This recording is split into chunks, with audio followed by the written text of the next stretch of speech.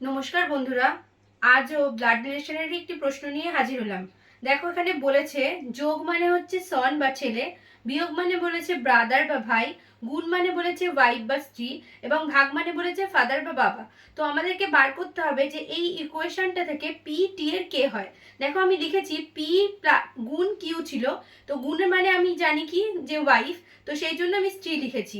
বিয়োগ মানে জানি আমি ব্রাদার, তো ওই জন্য ভাই লিখেছি। যোগ মানে হচ্ছে সন, ওই জন্য ছেলে লিখেছি। এবং তারপরে ভাগ মানে হচ্ছে ফাদার, তাই জন্য বাবা লিখেছি। দেখো এখানে বলে দিয়েছে পি হচ্ছে কিউ এর স্ত্রী, কিউ হচ্ছে আর এর ভাই, আর হচ্ছে এস এর ছেলে এবং এস হচ্ছে টি এর বাবা।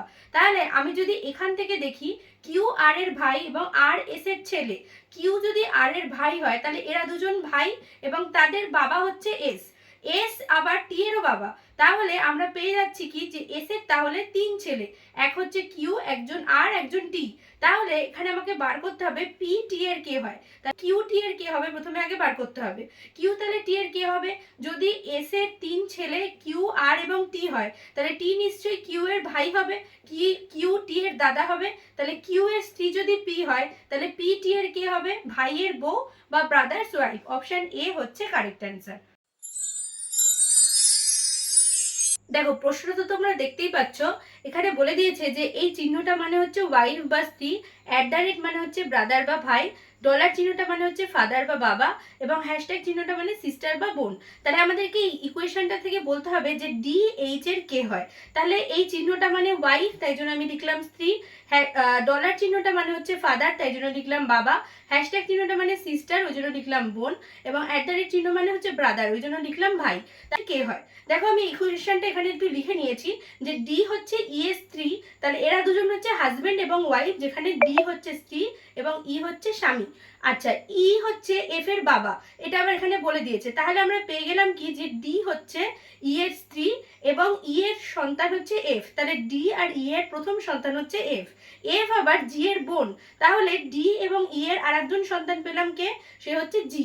এবার জি হচ্ছে আবার এইচ এর ভাই, তাহলে আমরা পেয়ে গেলাম যে ডি আর ই এর তিনজন সন্তান, একজন হচ্ছে এফ, একজন জি, একজন এইচ। তাহলে আমরা এখান থেকে বলতেই পারি যে ডি তাহলে এইচ এর কে হবে, তাহলে ডি হবে এইচ এর মা।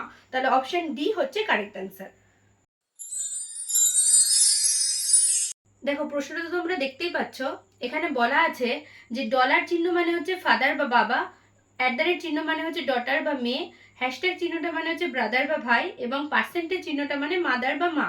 তাহলে এখান থেকে এই ইকুয়েশনটা থেকে বার করতে হবে যে এ ই এর কে হয়। তাহলে দেখো আমি লিখেছি যে ডলার চিহ্নটা মানে ফাদার, ওই জন্য লিখেছি বাবা। হ্যাশট্যাগ চিহ্নটা মানে ব্রাদার, ওই জন্য লিখেছি ভাই। @ চিহ্নটা মানে হচ্ছে ডটার, ওই জন্য লিখেছি মেয়ে এবং পার্সেন্টেজ চিহ্নটা মানে হচ্ছে মাদার, ওই জন্য লিখেছি মা। দেখো এখানে আমি একটু সাজিয়ে নিয়েছি যে এ হচ্ছে বি এর বাবা, বি হচ্ছে সি এর ভাই, সি হচ্ছে ডি এর মেয়ে এবং ডি হচ্ছে ই এর মা। তাহলে আমাদেরকে বলতে হবে যে এ ই এর কে হয়। তাই এ বি এর যদি বাবা হয় এবং বি যদি সি এর ভাই হয় তাহলে বোঝা যাচ্ছে এ হচ্ছে দুজন সন্তান, একজন বি এবং একজন সি। সি আবার ডি এর মেয়ে, তাহলে ডি হচ্ছে সি এর মা হবে। তাহলে ডি যদি সি এর মা হয় তাহলে এ হচ্ছে সি এর বাবা। তাহলে এখান থেকে বোঝা যাচ্ছে এ এবং ডি এনারা দুজন হচ্ছে স্বামী এবং স্ত্রী এবং ডি আবার ই এরও মা। তাহলে ই এর কে হবে, ছেলে হবে বা মেয়ে হবে, কেউ একজন হবে। ই তাহলে এর ছেলে বা মেয়ে, তাহলে এ ই এর কে হবে, এ ই এর হবে হচ্ছে বাবা। তাহলে অপশন এ হচ্ছে কারেক্ট অ্যান্সার।